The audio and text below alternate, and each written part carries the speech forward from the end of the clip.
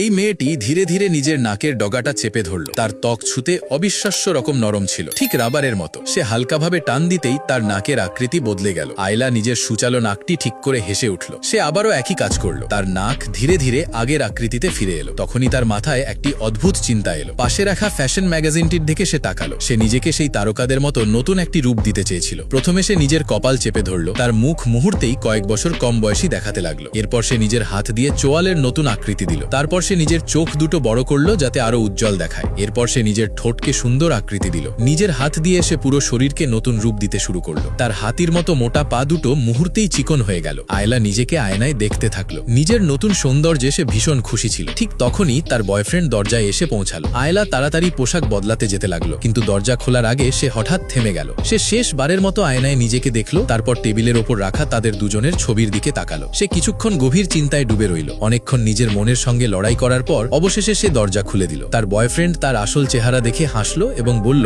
সে খুব সুন্দর।